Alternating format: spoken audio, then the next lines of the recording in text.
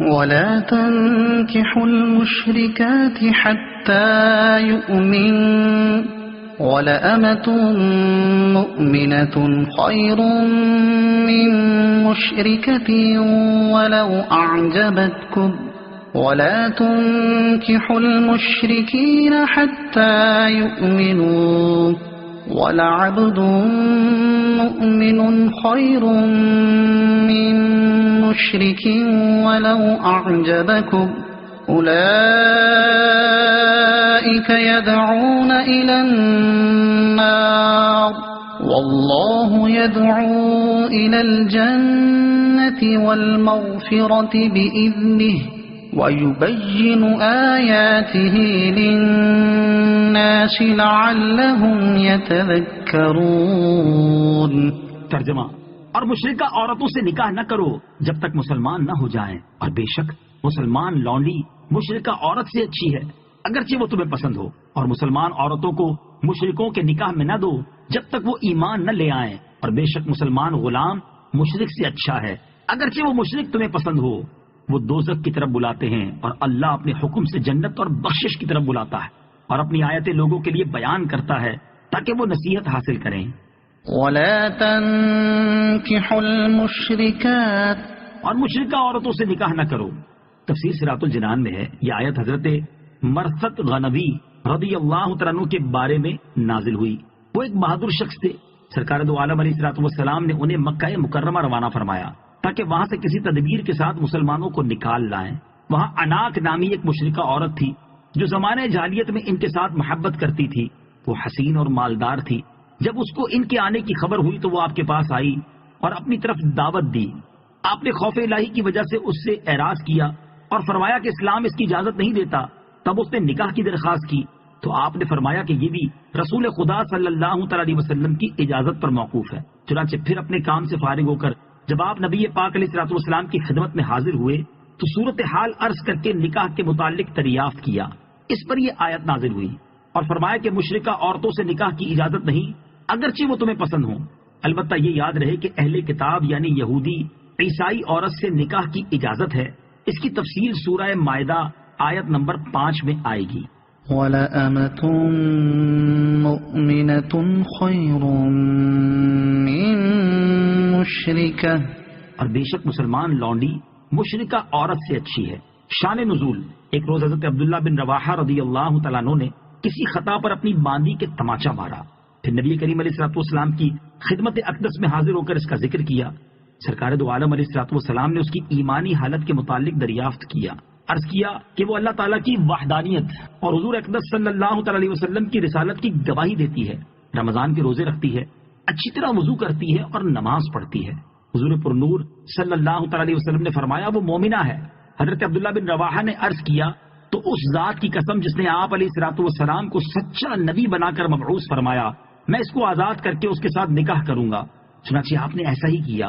اس پر لوگوں نے تانا زنی کی کہ تم نے ایک سیاہ فام باندی کے ساتھ نکاح کیا، حالانکہ فلاں مشرکہ آزاد عورت تمہارے لیے حاضر ہے، وہ حسین بھی ہے، مالدار بھی ہے۔ اس پر یہ آیت نازل ہوئی کہ مسلمان باندی مشرکہ عورت سے بہتر ہے، خواہ وہ مشرکہ آزاد ہو اور حسن و مال کی وجہ سے اچھی معلوم ہوتی ہو۔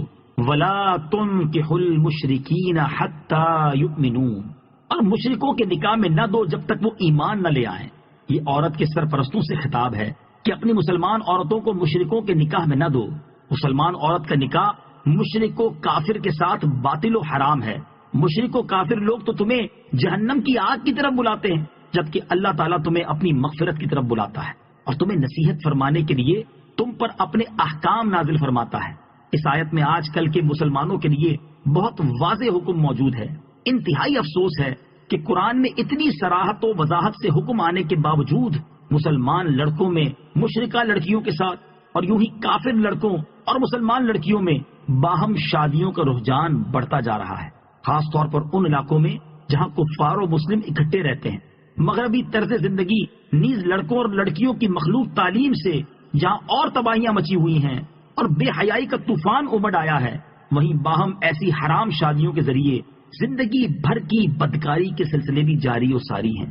اس تمام صورتحال کا وبال ان لڑکوں لڑکیوں پر بھی ہے جو اس میں ملوث ہیں اور ان کے والدین پر بھی، جو راضی خوشی اولاد کو اس جہنم میں جھونکتے ہیں، اور ان حکمرانوں اور صاحب اختیار پر بھی ہے جو ایسی تعلیم کو رواج دیتے ہیں یا باوجود قدرت اس کا انسداد کرنے کی کوشش نہیں کرتے، اور یوں ہی اس کا وبال ان نام نہاد جاہل دانشوروں، لبرلزم کے مریضوں اور دین دشمن قلم کاروں پر بھی ہے جو اس کی تائید و حمایت میں ورق سیاہ کرتے ہیں۔ وَيَسْأَلُونَكَ عَنِ الْمَحِيضِ قُلْ هُوَ أَذًى فَاعْتَزِلُوا النِّسَاءَ فِي الْمَحِيضِ وَلَا تَقْرَبُوهُنَّ حَتَّى يَطْهُرْنَ فَإِذَا تَطَهَّرْنَ فَأْتُوهُنَّ مِنْ حَيْثُ أَمَرَكُمُ اللَّهُ إِنَّ اللَّهَ يُحِبُّ التَّوَّابِينَ وَيُحِبُّ الْمُتَطَهِّرِينَ۔ ترجمہ، اور تم سے حیض کے بارے میں پوچھتے ہیں، تم فرماؤ وہ ناپاکی ہے، تو حیض کے دنوں میں عورتوں سے الگ رہو اور ان کے قریب نہ جاؤ جب تک پاک نہ ہو جائیں، پھر جب خوب پاک ہو جائیں تو ان کے پاس وہاں سے جاؤ جہاں سے تمہیں اللہ نے حکم دیا ہے، بے شک اللہ بہت توبہ کرنے والوں سے محبت فرماتا ہے اور خوب صاف ستھرے رہنے والوں کو پسند فرماتا ہے۔ وَيَسْأَلُونَكَ عَنِ الْمَحِيضِ اور تم سے حیض کے بارے میں پوچھتے ہیں۔ شان نزول، عرب کے لوگ یہودیوں اور مجوسیوں کی طرح حیض والی عورتوں سے بہت نفرت کرتے تھے۔ ان کے ساتھ کھانا پینا، ایک مکان میں رہنا انہیں گوارا نہ تھا، بلکہ یہ شدت یہاں تک پہنچ گئی تھی کہ ان کی طرف دیکھنا اور ان سے کلام کرنا بھی حرام سمجھتے تھے، جبکہ عیسائیوں کا طرز عمل اس کے بالکل برعکس تھا، یعنی وہ ان دنوں میں عورتوں سے ملاپ میں بہت زیادہ مبالغہ کرتے تھے۔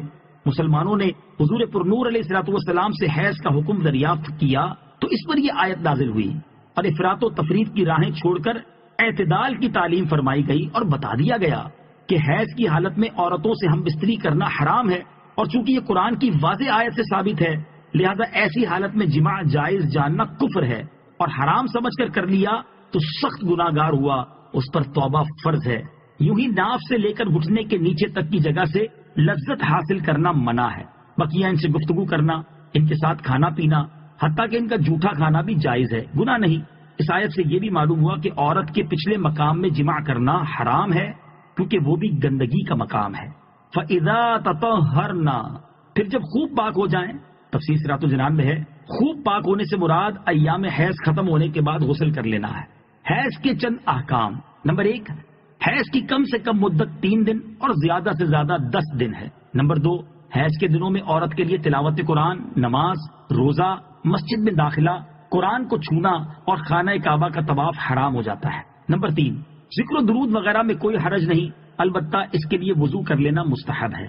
نمبر 4، ایام حیض کے روزوں کی قضا عورت پر لازم ہے جبکہ نمازیں معاف ہیں۔ مزید تفصیل کے لیے بہار شریعت حصہ 2 کا مطالعہ فرمائیں۔